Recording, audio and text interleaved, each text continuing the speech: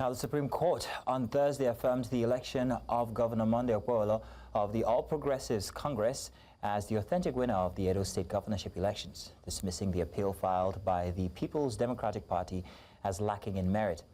The Apex Court, in a unanimous judgment delivered by a 5-member panel led by Justice Mohammed Garba, upheld the earlier decisions of both the Election Petitions Court and the Court of Appeal. Our judicial correspondent Joshua Marai here has more in this report.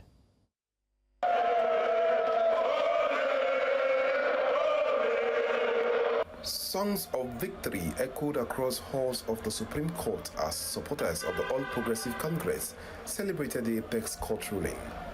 In a unanimous decision, a 5-member panel of justices led by Justice Garba Mohammed held that the People's Democratic Party and its candidate, Aso Ighodalo, failed to prove allegations of irregularities in the governorship election.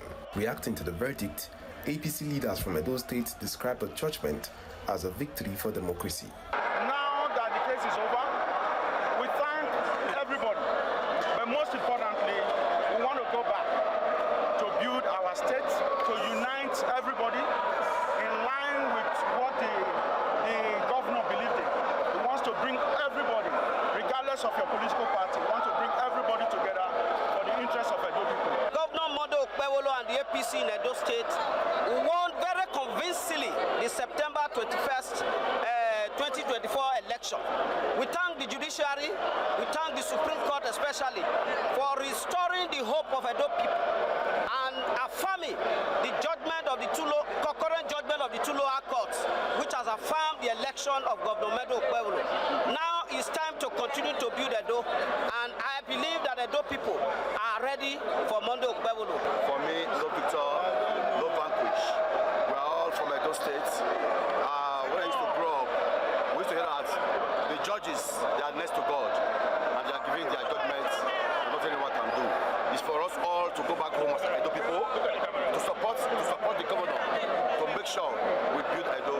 The Edo State chairman of the People's Democratic Party also reacted to the verdict. It has to be said that today the Supreme Court has given its final judgment on our case. It did not go in our favor. We accept this judgment with dignity and with a heart full of joy for our people, because what the Supreme Court has done is not what God Almighty says should happen.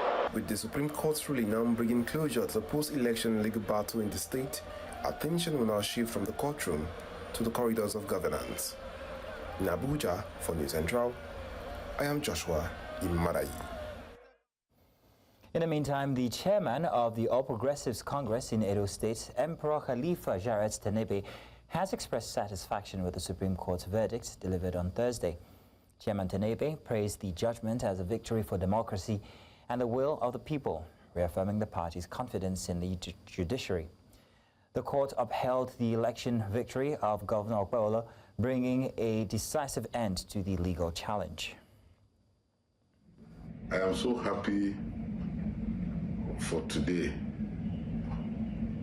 because today, hearing the judgment of the Supreme Court is double celebration for me. Double in the sense that my little girl, Sumi, graduation is today. And while we are preparing and waiting for the day, the judgment of the Supreme Court affirming the election of Senator Monday Okpebholo came. So that is why it is double celebration for me today. I want to thank the judiciary, because they have actually proven they are the last hope of the common man. Because in this case, I've always said it, Edo State people are the common people. And these are the people that are standing behind Senator Monday Okpebholo. I also want to use this opportunity to thank all the lawyers. Meanwhile, it was a day of praise and jubilation at the Edo State Government House Cathedral as supporters of the faithful gathered to celebrate the Supreme Court's affirmation of Governor Monday Okpebholo's electoral mandate. What began as a prayer session soon turned into a Thanksgiving celebration filled with music, dancing, and heartfelt gratitude. News Central's Amanze Bazwaye here has more. The atmosphere was electrified with joy and gratitude as songs of victory echoed through the Government House Cathedral in Benin City. Supporters, worshippers, and government officials all turned out in high spirits to celebrate Governor Monday Okpeolu's legal triumph, bringing to a close months of political uncertainty. Organizers of the session say it's not just a celebration, but a spiritual thanksgiving. For them, the ruling is divine affirmation of both their prayers and the democratic process. Those people that supported distinguished Senator Monday Okpeolu is today they have been waiting for the final good news for him. That is why we are here to praise the Lord. And I want to commend the church and the Edo people for standing behind God's mantle in the personality of the angel of Edo State, distinguished Senator Monday Okpeolu. We're here to celebrate the goodness of God in our lives. You know, at the beginning, a lot of stories were told. But when God chooses you, nobody can contend with you. So we are here to celebrate him, to thank him. When you thank somebody, he does more for you. And God dwells in the praises of his people. We know that the Supreme Court judgment is a confirmation of what the Lord has done in the spirit that is coming to manifestation. What God has ordained, no man can change it. Governor Monday Okpeolu, initially declared by the Independent National Electoral Commission, has now had his mandate upheld at every stage of legal challenge, culminating in the Supreme Court's final judgment. In Edo, for News Central, Amanze Bazwaye. Edo State has been awash with reactions following the Supreme Court's final ruling that affirmed Monday Okpeolu as the duly elected governor of the state. While members of the ruling All Progressives Congress are celebrating what they call a divine validation of the people's mandate, the opposition party, PDP, has voiced concerns, even as residents call for unity and visible progress. Joining us live now from Benin City is our correspondent Amanze Bazwaye, with more on the political and public reactions trailing today's Supreme Court judgment that affirmed Governor Monday Okpeolu's victory. Amanze, good afternoon. Thank you very much for joining us. What's the mood like in Edo State, if you will? Thank you so much, Nazino. Basically, there's been a palpable sense of relief. Of course, there's been celebration here in Benin City following the Supreme Court's ruling, which officially puts to rest the legal tussle over the governorship of Edo State. Now, at the Government House Cathedral, like we earlier reported, there was a praise and thanksgiving service which held worshippers, government officials, party loyalists. They actually lifted prayers in gratitude. The atmosphere was basically spiritual, and many say it wasn't just a political victory, it was a divine confirmation, according to them. Earlier today, I spoke with Haya Salime, he's the Deputy Chief of Staff to the Edo State government. He said today's verdict is a mandate that reaffirmed by God and, of course, the courts. And, of course, the administration is now fully focused on delivering the dividends of democracy across Edo State. But yes, the opposition camp, talking about the PDP, isn't silent. Their caretaker committee's publicity secretary, Chris Naikai, told me that while they respect the ruling, the party remains committed to rebuilding the grassroots structure, and of course they will continue to serve as a constructive opposition while they prepare for the next electoral cycle. I also went to the streets to, of course, sample the opinions and the reactions of Benin City residents. Some persons who I interacted with on the streets actually expressed mixed feelings. Many were optimistic. They were hopeful that the prolonged litigations are now over. Others are obviously calling on the governor to hit the ground running, especially on youth empowerment, security, economic reforms, and of course infrastructure, which he basically is already working on. We have the likes of the Ramat Park construction ongoing, some road projects already ongoing, and of course yesterday we brought the news that Edo Central, where a lot of persons do not have access to potable water, is now going to be a different case there, because of course there are some construction work ongoing there, so that of course potable water can be brought there. So basically he's already been doing things, he's already been giving dividends of democracy according to some persons, but right now, more effort has to be put on him, and of course by him, to ensure that those citizens actually get the dividends of democracy. At the moment, he's not yet in town, but sources say that he's expected to come probably tomorrow, and of course there will definitely be a larger homecoming reception, which we will bring to you live by the special. And of course, it's safe for me to say that the legal storm may be over, but the work of leadership and the people's expectations have basically just begun on a large scale. Well, thank you very much, Amanzi. Then we'll continue to come back to you for more on the development in Edo State. Thank you. Now, in Benue State, well, leaders of thought in the state have cried out over what they described as a pattern of neglect by government for more than a decade, which has led to the worsening killings in the state. They spoke in the state capital, Makurdi, at New Central Television's largest, or rather latest, town hall series tagged Crisis in the Heartland. Present at the event were traditional rulers, religious leaders, civil society organizations, and youth leaders. They expressed worry that despite their best efforts at raising early warnings and a willingness to defend their ancestral homeland against suspected gunmen, the government appears not to have treated insecurity in the state the way it has tackled it elsewhere, such as Borno State and the southeast. Situation firsthand, despite the president's directive to the armed forces to put an end to the killing. Meanwhile, the president of the United Farmers Association, Benue Valley, Danen Dennis Wugwan Utsa, has condemned the recent surge in violence, calling it a coordinated genocidal attack rather than a commonly framed farmer-herd conflict. Speaking at a town hall organized by New Central TV on Thursday, Utsa pointed to the recent attack on Yelwata, clarifying that it was not carried out by herders but by a proscribed group known as the Lukarawa bandit gang.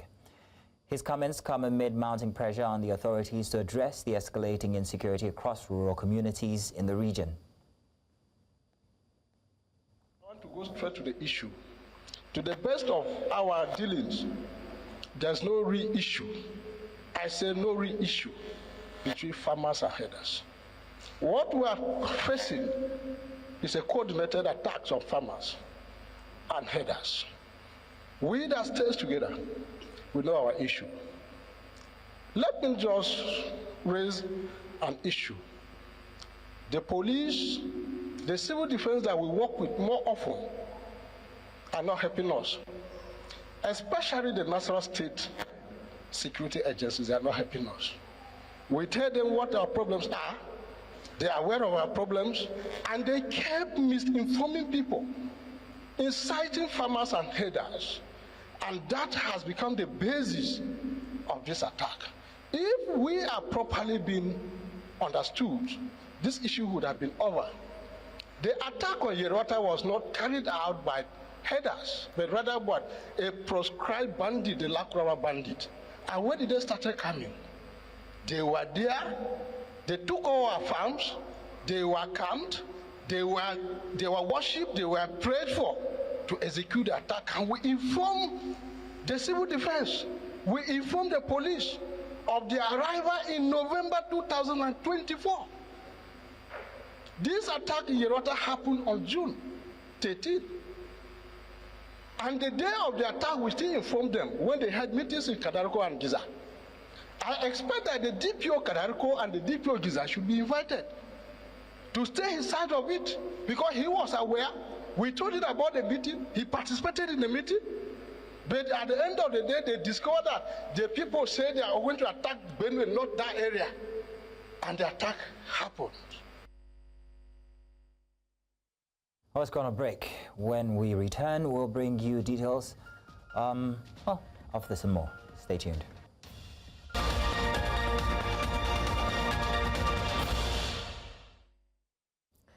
You're welcome back. Now, the Senate has named Anyekin Bassi, representing Akwa Ibom Northeast, as the new chairman of the Committee on Diaspora and Non-Governmental Organizations. The position was previously chaired by Senator Natasha Akpoti-Uduaghan, who led the committee before her suspension earlier in the year. Senate President Godswill Akpabio made the announcement at Thursday's plenary and hinted at an upcoming shake-up of deputy committee chairmanship, citing imbalance in current allocations. He noted that some lawmakers hold multiple positions while others have none, adding that adjustments will be made to ensure fair representation across the board. The latest move comes amid ongoing friction between the Senate and Natasha Akpoti-Uduaghan following her controversial suspension, a court ruling faulting that decision and her widely reported plans to resume at plenary earlier in the week. Chairman of the Senate Committee on Diaspora and NGOs is distinguished Senator Anyekin Bassi, and it will take effect from today.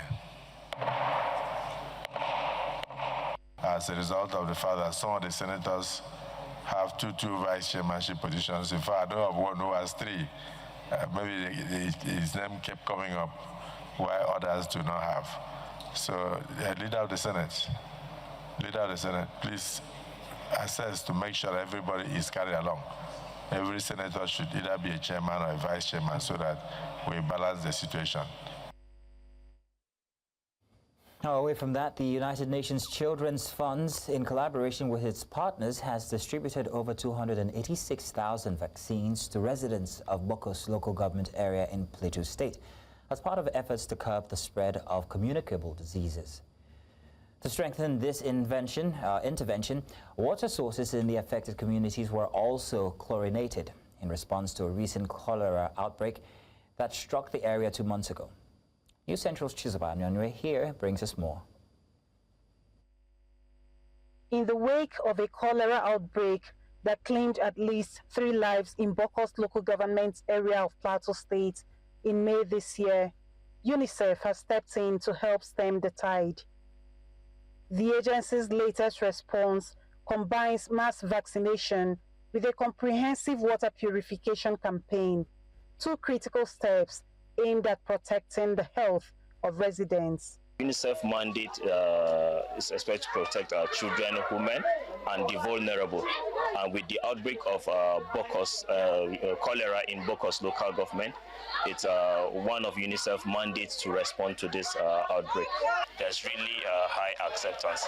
And there's also chlorination of wells that is also being done at the communities to also ensure that they have safe drinking water for use.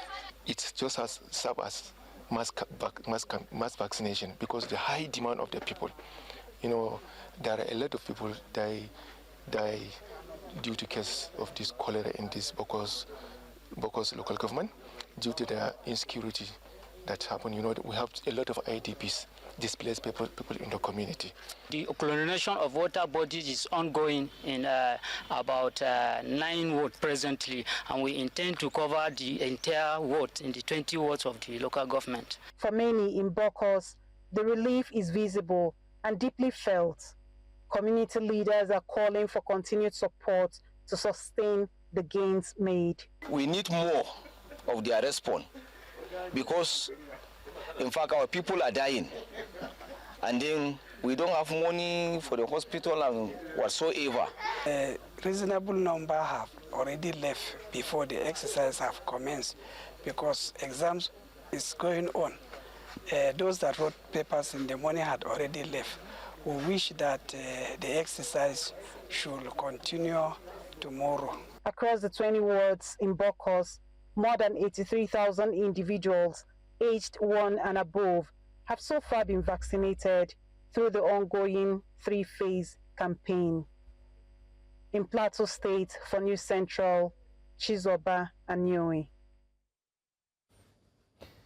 Now, over 1 year after the introduction of National Education Fund for undergraduates of public tertiary institutions in Nigeria, some students say they are yet to believe that the program is real. Michael Okpara, University of Agriculture, Umudike, was among the institutions in the southeast that keyed into the program earlier, but in this report by Chinwe Ogele in Umuahia, the students seem to be singing discordant tunes. About 7 months of declaring that some tertiary institutions in Nigeria have successfully accessed the National Education Loan Fund, aimed at easing the burdens of tuition fees and allowances of students. Some say they are yet to see who has benefited from the scheme. When we had done, I was still in school. I applied for it, but it didn't work. So I don't believe that it works. Some people posted it online that they are receiving their alerts or something else. But when I did mine, I didn't see anything like no fund. I haven't seen someone said I got the nail fund this. I haven't seen, so I can't say that it's going on till I see or witness it myself. I didn't know about it. I don't know. And I have not known anyone that applied and got the money or paid the school fees through that nail fund. Others are not sure the program is real and will rather not apply for the loan, no matter how promising it looks. The Dean of Student Affairs at Michael Okpara University of Agriculture, Umudike, Professor Raphael Iheke, explains that over 6,000 students of the university are currently benefiting from the students' loan. And we've been encouraging them to get in to nail fund, because that is one good thing that the government of President Bola Ahmed Tinubu has done for Nigerian students. Gone at the time that a student can complain that he's not able to pay his or her school fees. And it's an interest-free loan, as you may know. And the repayment is such that it's only 2 years post-NYSC, provided you have a job. And the repayment schedule is only 10% of your salary. He says part of the challenges some of the students encounter in trying to access the fund stems from their backgrounds. That I said, it may interest you to know, our people, because sometimes they are skeptical about loans. I know of a student who was successful in NAL fund. He was paid. The parents were on him. Go and refund that money. We don't want such loan. Students are scared of loans, and the policies attached to the NEL funds. I'm scared too. There are some students who, however, testify that the funds are being enjoyed by those who applied. I have friends that are benefiting from it. I haven't applied yet. It will not be out of place to conduct more awareness programs for more or less privileged students to apply for the loan and be included in the scheme. In Umuahia for News Central, Chinwe Ogele.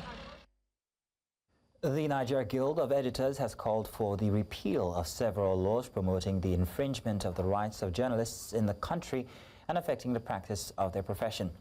Now, this was as members of the Guild visited the Minister of Information and National Orientation, Mohammed Idris, in Abuja, calling for his support to repeal these laws that empower many among Nigeria's elite to target journalists, saying that some of these laws are outdated. We have recommended too that the criminal defamation law should be expunged from our law. And of course, I remember that President Kufuor, when he was president in Ghana, the first thing he did was to send this executive bill to the Parliament of Ghana, and that particular law was abrogated. Then Sierra Leone, Liberia, too, they've abrogated such laws. And I think Nigeria being the big brother that everybody looks towards, I mean, we should be able to do that and expunge that particular law from our statute books. As a policy of government, I want to assure you that this government is media friendly and it will continue to be so. Don't use isolated incidences to say that there is any particular intention on the part of government to gag the press. Child rights advocates in Nigeria have expressed displeasure over the continuous violation of the Child Rights Act in the country despite its domestication by state governments. This was made known during the launch of a child rights advocacy project in Abuja titled Strengthening Child Care and Protection Systems in Nigeria, which is expected to be implemented for 3 years across the 3 states of Edo, Plateau, Borno, and also the national level. Advocates say that a critical gap exists between the availability of child protection laws and its implementation by federating states, which has fueled the continuous violation of the rights of children in Nigeria. Whilst the Child Rights Act has been domesticated in every state, we continue to see a critical gap between legislation and implementation.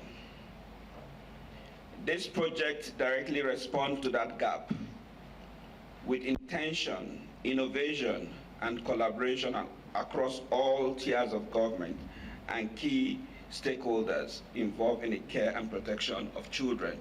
As children continue to be exposed to different forms of abuses and violation of their rights, in most cases, these abuses and exploitation come mostly from people trusted either by child or parents or guardians. Sadly, even government at the federal and state level have been culprits of the child rights violation in recent times. As a recognized country in a community of nations must align with the global best practices by putting in place measures to promote and protect fundamental human rights and child care rights associated with democracy and the rule of law. Let's go on a short break. We'll be back with more Inside the News.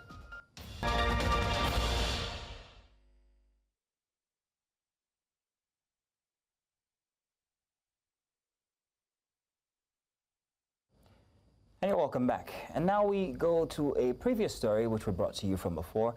Now, just today, News Central concluded its town hall meeting in the heart of Benue State in Makurdi, where stakeholders came to have their voices heard regarding the instance of violence in the state. Now joining us, we have Professor Alamvebi Idioro. He is president of the Movement Against Nomadic Herdsmen Occupation of Tivland. Professor, you're welcome. Thank you very much for joining us this evening. Now, Professor, this was one forum that gave the people a platform to amplify their voices. Do you have the feeling that your cases were made at this town hall? Well, I listened to some of the presentations, and they were very excellent. They captured what our representative presented at the meeting.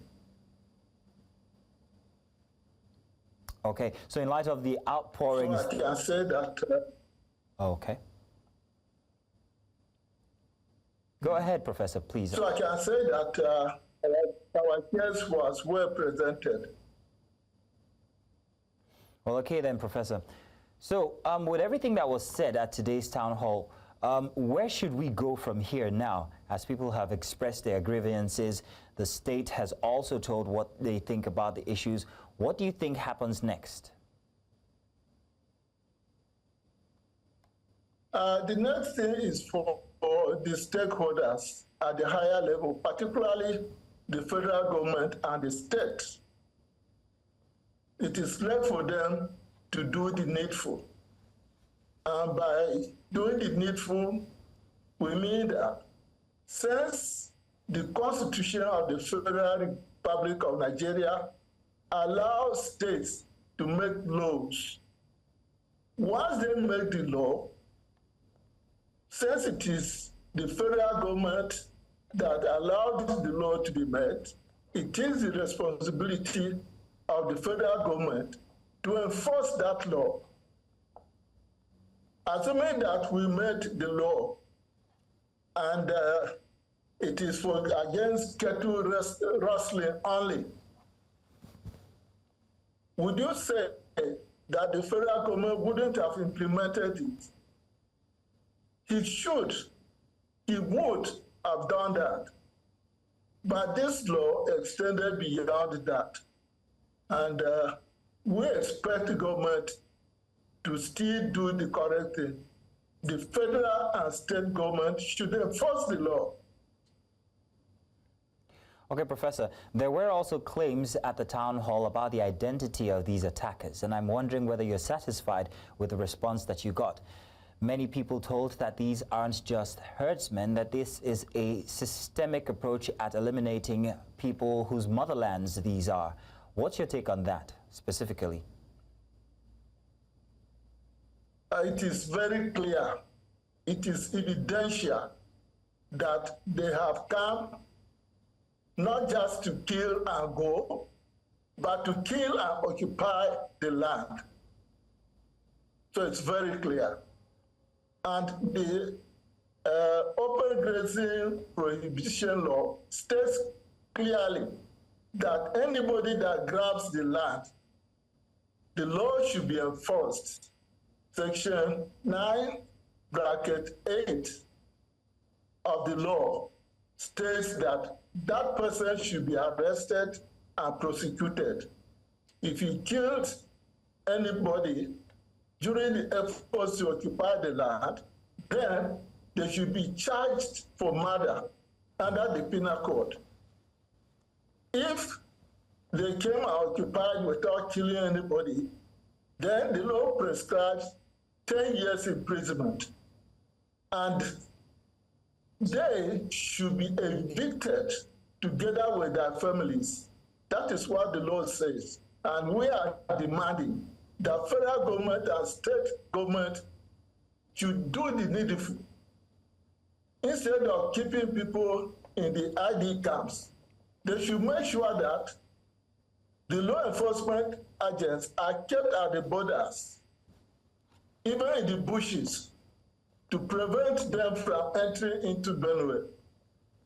That's our demand. All right, sir. Now, sir, many speakers at the forum were united in the view that government negligence is really to blame. And what should the government definitely begin to do from now? What should they do differently from now? They should evict the land grabbers, evict them, prevent them from entering the ancestral lands again, and then you provide security for the IDPs to go back to their ancestral lands. All right, sir. Now, sir, for their part, as the people of Benue State and indeed the Middle Belt, what exactly can be done to get government to act that is, you know, to do for this, that is to do with these things, you know, as you say that the herders must be taken out immediately or evicted? Well, I think the News Central has done a great thing for us. If we as private individuals have been pleading for federal and state government to do the right thing, and they have now been doing, now that News Central has added her voice to our own voice, we hope that government will listen. Well, all right then, Professor, thank you very much for joining us this evening to give your side of the story and your 2 pence on the matter. Thank you, sir. Thank you very much. Moving on now, commuters in the Dakwa and Madala axis continue to face growing frustration over a recurring traffic nightmare, the gridlock at the narrow bridge connecting both communities. News Central's correspondent Aishat Salihu is live on the bridge amidst the traffic congestion to bring us the story of how this weekly ordeal, particularly severe every Thursday, is affecting lives and raising concerns over safety. Aisha, good evening. I hope you're with us now and I hope that you can hear us. Could you please give us an update on the issues that residents or commuters are finding with this bridge?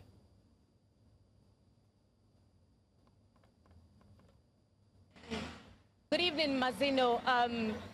Right now, I'm standing right close to the Dakwa Bridge, in Day Dakwa boundary between Madala leading to Niger State. And as you can see right behind me, the bridge behind me is really a narrow bridge. It can barely accommodate vehicles. So what happens is the oncoming vehicle has to wait. There has to be a pause for easy flow of traffic before the other ones coming from the other way can make their move. But particularly my concern here today and for the residents here is every Thursday is the Madala market. If you're familiar with the terrains in Niger State, Suleja, Madala, there's usually a market day Thursday where most of the people who sell, who transact, do businesses, come to that market to buy lots of their goods. And because of that transaction in that axis, that area, it has also brought more traffic congestion on this road for lots of people who are leaving this area to work and also returning in the evening. There is usually,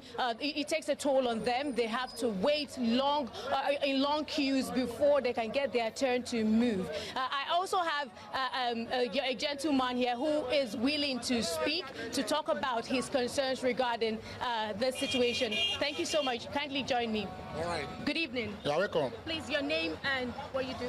Yeah, my name is Eniola Oluwatosin.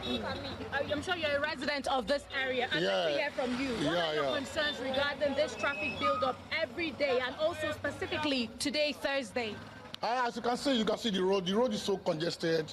We want our government to do something about this road because always, even when I'm going to work, sometimes around 6 o'clock, I wake up around 6 o'clock, I will be in my job at working place around 9 o'clock. The road is so congested, so please, we need the government to do something about this road.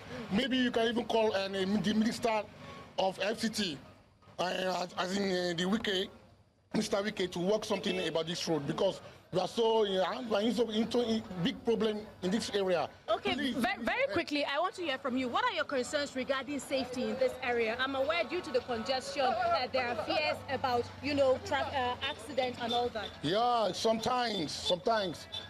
When I wake up early in the morning, I'll be thinking maybe, oh my God, maybe some bad boy that can even attack us. That's one time like this. Like last 2 weeks, I was coming back from my home like this. Some guy just come around, duty, hold up. Because the road is so congested, everyone is running away. Those guys, they just come from inside the vehicle, attack us, collect our phones, everything. Just like that. So please, we want government to do something for us, for this road. Please. Thank you so much. Well, Mazino, you have heard from the gentleman who lives in this area, and he has laid several complaints and also demands from the government to try to attend to the situation in this area, where he mentioned security concerns due to the congestion on this road every day in the morning and also in the evening when people are returning from work, and also the fact that today being Thursday, there is more congestion on this particular bridge right behind me. Well, Aisha Salihu, I want to say thank you very much for bringing us that information. Thank you. Now, coming up, 8 killed as RSF bombs civilian shelter in El-Fasher. We'll tell you more after the break. Do stay with us.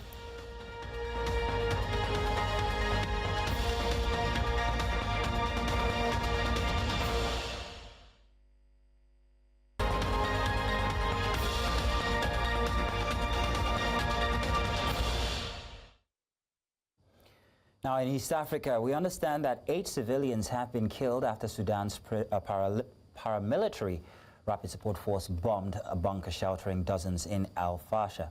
Now, the attack reportedly targeted one of the last functioning shelters in the besieged capital of North Darfur. El-Fasher remains the only major city in Darfur outside RSF control, despite a year-long siege.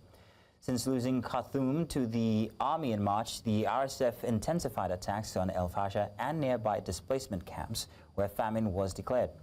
Meanwhile, the UN warned of mass starvation, with nearly 40% of children under 5 suffering from acute malnutrition. The war, ongoing since April 2023, has displaced 10 million people and created the world's largest hunger and displacement crisis.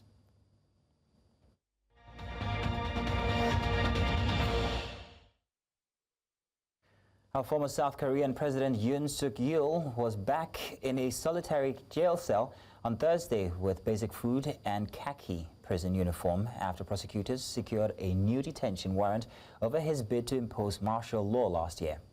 The Seoul Central District Court's decision to approve the warrant bolstered the special counsel investigation into allegations that Yoon's move in December represented obstruction of justice and abuse of power. The court said in a statement it granted the request because of concerns Yoon could seek to destroy evidence, returning him to confinement at the Seoul Detention Center, where he spent 52 days earlier in the year before being released 4 months ago on technical grounds.